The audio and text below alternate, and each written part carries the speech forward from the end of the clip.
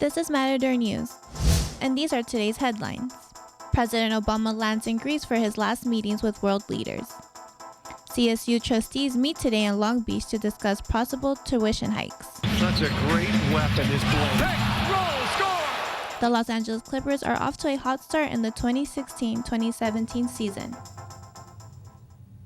Hello, and welcome to Matador News. I'm Scott Sanders. And I'm Angelica Tapia. President Obama has taken his last overseas trip before his term ends. The president's first stop is in Athens, Greece, and he landed earlier this morning. He met with Greek Prime Minister Lexie and told the crowd he hoped the Greek debt crisis can be fixed. Welcoming me to Athens today. I've always wanted to come to Greece. Time will now tell whether the prescriptions that are being offered, whether Brexit or with respect to the U.S. election, ends up actually satisfying those people who've been fearful or angry or concerned. Tsipras defended Greece's handling of the debt crisis and said Europe should follow the U.S.'s economic model. President Obama will visit Berlin, Germany, and Lima, Peru, before returning home.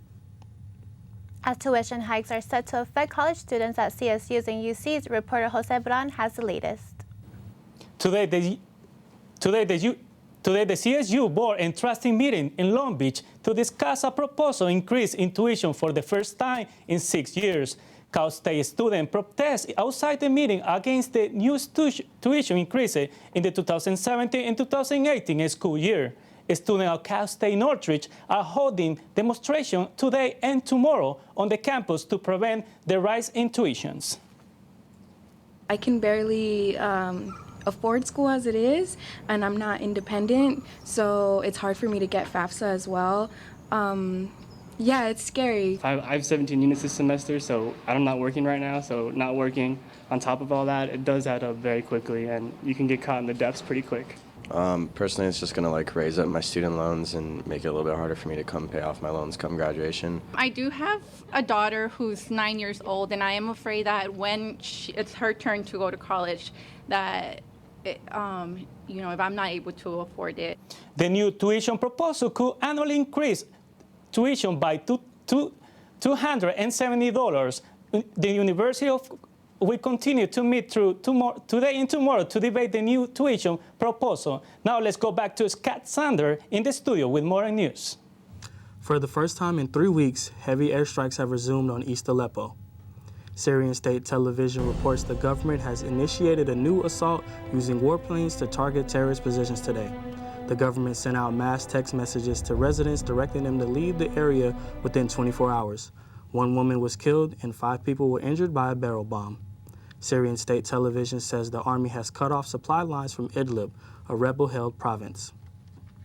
One of Los Angeles' newest police commissioner calls for a deep analysis to address allegations of racial profiling. Cynthia McLean called on the board to dedicate this week's meeting on the single issue. The meeting will include the results of a 2,000-person survey conducted earlier this year to measure public opinion about crime, safety, and policing in Los Angeles. The meeting will be held at City Hall and will include presentations from community groups and remarks from the public. President-elect Trump's camp is now focused on the transition to the White House. Vice President-elect Mike Pence is now leading the transition operation. He met with Trump at the President-elect's Fifth Avenue apartment. One major part is appointing Trump's cabinet members.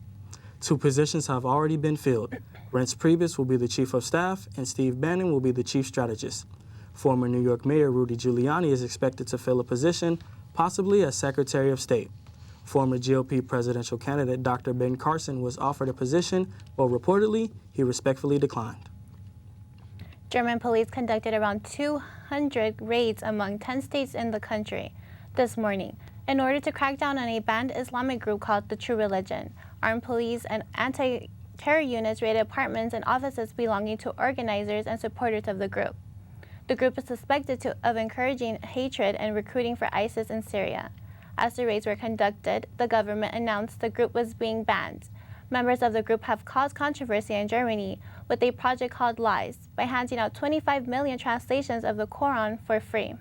The Domestic Intelligence Services of Germany has accused the organization of the rise in numbers of potential Islamic terrorists in Germany.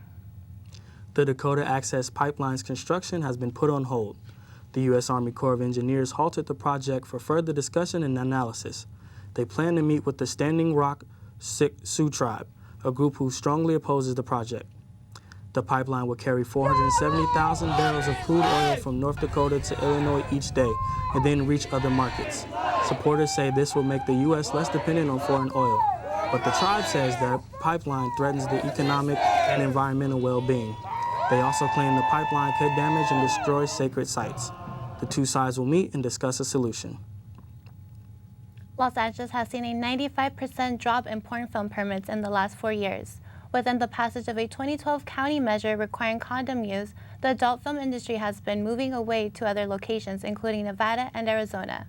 After the defeat of Prop 60 last week, which would have mandated condoms on adult films set throughout the state, porn industry leaders say the industry may move back to LA. The International Criminal Court's chief prosecutor says U.S. armed forces and the CIA may have committed war crimes by torturing detainees in Afghanistan during interrogation. The report says that between 2003 and 2014, members of U.S. forces may have subjected at least 61 detainees to cruel treatment. Between 2008 and 2002, the CIA may have subjected at least 27 detainees in Afghanistan, Poland, Romania, and Lithuania to torture. Legal experts say it is not likely that American servicemen would be charged at the ICC, even if the chief prosecutor opens an investigation. Now let's go to Paulina Negrete with the latest in health news. Thanks, Angie. Depression is increasing faster among teenage girls and boys. Cyberbullying may play a significant role. Journal pediatric doctors say that most adolescents with depression do not receive treatment and need increased attention for this condition. Experts say bullying is a major public health problem. 172,000 teens have had major depressive episodes and depression treatments across the U.S. Being untreated for youth depression concerns many since suicide is now the second leading cause of death for adolescents aged 15 to 19 years old. The National Preventative Service Task Force recommends that all primary doctors should routinely screen teenagers for depression. Beat the Blue Week is this week at CSUN, and peer educators are aiming to support students struggling with depression and stress. Another year, another record. The forecast for 2016 has broken the record for the hottest year since the beginning of the 19th century. The warm effects of natural El Niño climate pattern boosted this year's temperatures.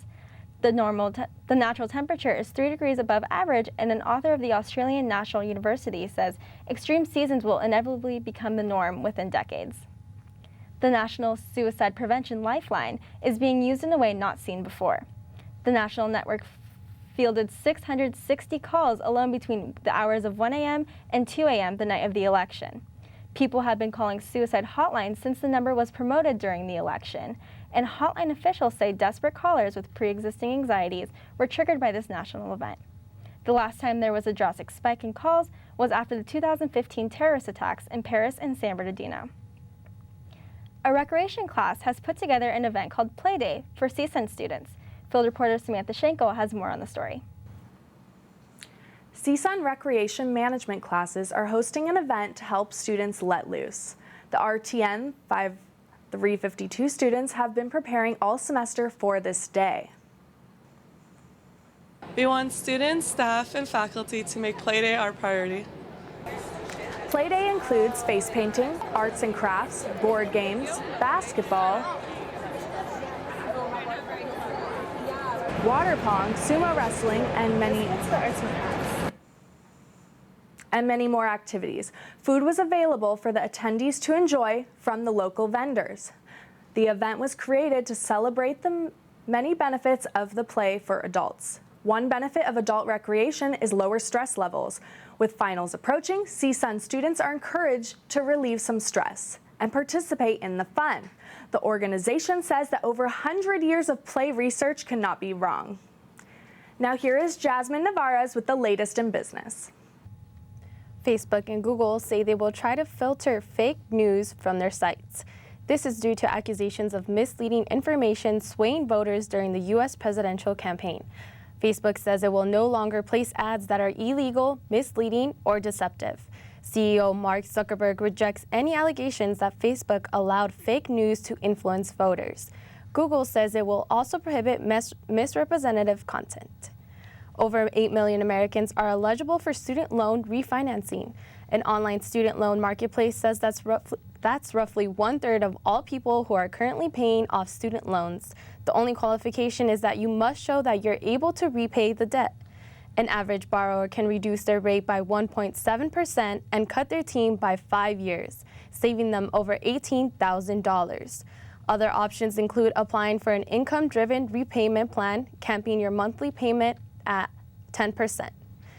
Next, new self-lacing shoes will soon be available for purchase for more than $700. The HyperAdapt 1.0 is the first Nike self-lacing athletic shoe to be released to the public. The sneakers are lightweight and rechargeable. When you step into the shoe, a sensor will go off and automatically tighten. There are also 2 buttons on the side that adjust the fitting to your liking. LED lights in the sole of the shoe display battery life of about 2 weeks. The shoes will be available for purchase in 2 New York City stores starting December 1st. Now let's go back to Paulina with the latest in sports. The Los Angeles Clippers are the team to beat right now. Their win against the Brooklyn Nets on Monday night pushed their streak to 7 consecutive wins. Point guard Chris Paul finished the game with 21 points and 11 assists. Forward Blake Griffin also added 20 points to push the team to a 125-97 victory. Head coach Doc Rivers says the improvement on defense helps their team with their flow on offense. The Clippers now lead the NBA with a 10-1 record. This is the team's best start in franchise history. Jared Goff is the new starting quarterback for the LA Rams. The #1 overall pick in the 2016 NFL Draft will make his first career start Sunday against the Miami Dolphins. The Rams were able to keep defensive stops to edge past the Jets in a 9-6 victory. Rams linebacker Alec Ogletree had a huge interception late in the 4th quarter to secure the win for the Rams. Head coach Jeff Fisher will give the Rams ball back to former Rams running back Isaiah Pead, who's in critical condition after suffering from a vehicle accident. The win on Sunday improves their record 4 wins and 5 losses. The Rams are currently 3rd in their division. The Los Angeles Lakers lost to the Minnesota Timberwolves on Sunday night. Laker guards Lou Williams and Jordan Clarkson added a combined 31 points for some spark off the bench, but it wasn't enough to trim the deficit going into the final quarter. The final score was 99-125. Timberwolves forward Andrew Wiggins was a force the Lakers couldn't stop. Wiggins finished a career high with 47 points. The loss will drop the Lakers to a 6-5 record. But the purple and gold will get a chance to make up for their loss when they face the Brooklyn Nets tonight at the Staples Center. The Los Angeles Olympic Committee is begging international officials to not let Donald Trump's election derail the bid from the 2024 Summer Games. American sprinter Allison Felix is a key speaker for the Los Angeles bid and says the U.S. needs the Games to help make our nation better. The U.S. delegation fears that Trump could have offended some of the IOC members who represent a wide range of countries and cultural and religious backgrounds. The International Olympic Committee members will choose between LA, Paris, and Budapest next September. Now let's go back to Jasmin with the latest on entertainment.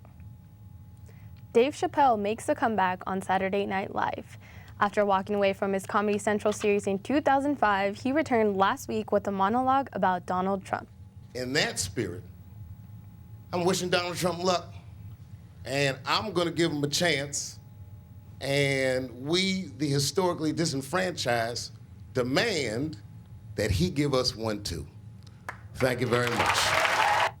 He brought back well-known Chappelle Show characters in election-themed sketches, providing his insight on race. The episode brought season-high ratings, and preliminary overnight numbers may be beating the ratings from the controversial 2015 episode when Trump hosted. Dwayne "The Rock" Johnson has been named this year's sexiest man alive. The Rock has joined People magazine's elite group of physically appealing men, which include George Clooney and David Beckham. The Rock says becoming comfortable in his own skin took a lot of time, but this is a cool and exciting experience. The actor celebrated his title and his upcoming Disney movie on The Ellen DeGeneres Show. Disney's classic Beauty and the Beast is set for release next spring, starring Emma Watson as Belle and Dan Stevens as the Beast. This castle is alive. Who's there? Do you wish to take your father's place? Come into the light.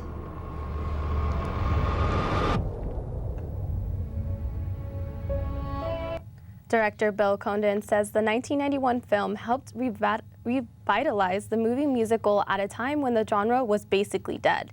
Condon says there's now a wider audience for musicals, eager for a remake of the audience favorite.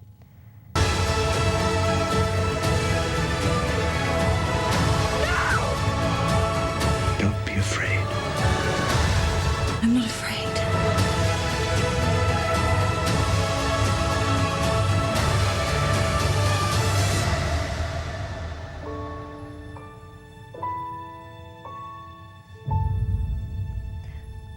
The movie is set for release on March 1st, 2017. Now let's go back to Angelica with more news. Looking to get away after last week's election? JetBlue Airline has announced a flash sale today. Its website shows one-way flights from Long Beach to Las Vegas for as low as $34. The catch is you only have until tomorrow at midnight to buy the tickets. The holidays are, to no surprise, blackout dates. The sale may encourage other airlines to offer cheaper flights this week as well.